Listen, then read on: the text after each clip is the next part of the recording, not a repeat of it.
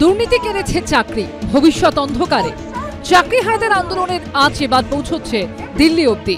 চাকরিহারাদের একাংশ ইতিমধ্যেই দিল্লি পাড়ি দিয়েছে। বুধবার তাদের প্রতিবাদ কর্মসূচি রয়েছে যন্তর মন্তরে।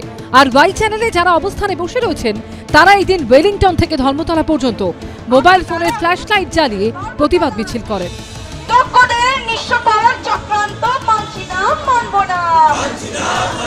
ফাস্ট ফুড তো ফাস্ট লাইফ এর একটা পার্ট, সো প্রবলেম তো হবে, বাট আমার সলিউশন তারা।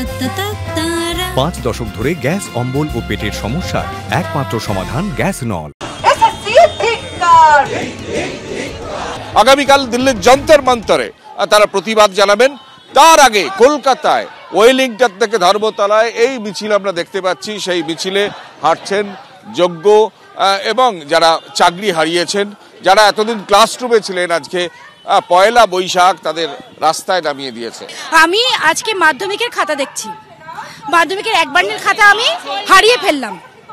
বললাম আমার বাড়ি থেকে হারিয়ে গেছে বা আমার ট্রেনে আমি ফেলে দিয়েছি ভুল করে, সেই দায় তো আমারই হবে না যে খাতা হারিয়েছে। তাহলে আমি একটা যখন শিক্ষিকা হিসেবে রিক্রুটমেন্ট প্রসিডিয়ারে গেছিলাম, রিক্রুটমেন্ট অথরিটির দায় এটা। এই দিন বেহালায় সৌরভ গঙ্গোপাধ্যায়ের বাড়ির সামনে চিঠি নিয়ে হাজির হন বঞ্চিত চাকরি প্রার্থী, চাকরিজীবী ও চাকরিহারা ঐক্যমঞ্চের কয়েকজন সদস্য।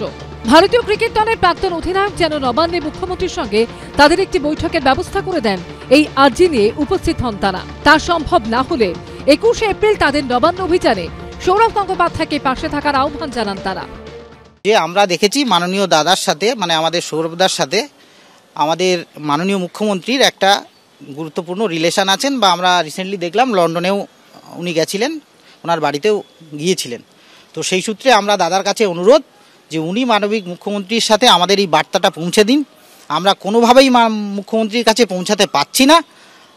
যদি উনি নবান্নের সভাঘরে বা মুখ্যমন্ত্রীর সাথে একটা যোগাযোগ স্থাপন করে দেন, আমাদের মতো এরকম হাজার হাজার বঞ্চিত চাকরি প্রার্থীর তরফ থেকে দাদার কাছে অনুরোধ জানাতে এসেছি, আপনি একটা ব্যবস্থা করে, যদি ব্যবস্থা না হয় তাহলে আমরা নবান্ন অভিযানে 21 তারিখ যাচ্ছি এবং শান্তিপূর্ণভাবে সেখানে আমাদের প্রিয় দাদাকে আমাদের পাশে চাইছি। সৌরভ গঙ্গোপাধ্যায়ের বাড়ির সামনে পৌঁছে যায় পুলিশও। পুলিশের তরফে বলা হয় তারা যেন সৌরভ গঙ্গোপাধ্যায়ের বেহালার অফিসে গিয়ে এই চিঠি দেন। শেষ পর্যন্ত প্রতিনিধি দলের 3 সদস্যকে থানায় নিয়ে যায় পুলিশ। থানায় ঢোকানোর সময় এক আন্দোলনকারী পুলিশের গাড়ি থেকে হুমড়ি খেয়ে নিচে পড়ে যান। চাকরিতে পুনর্বহালের দাবিতে এদিন বাঁকুড়ার মাচানতলাতেও মোবাইল ফোনের ফ্ল্যাশ লাইট জ্বালিয়ে মিছিল করেন চাকরিহারারা। কৃষ্ণেন্দু অধিকারী, পার্থপ্রতিম ঘোষ ও পূর্ণেন্দু সিংহর রিপোর্ট, এবিপি আনন্দ।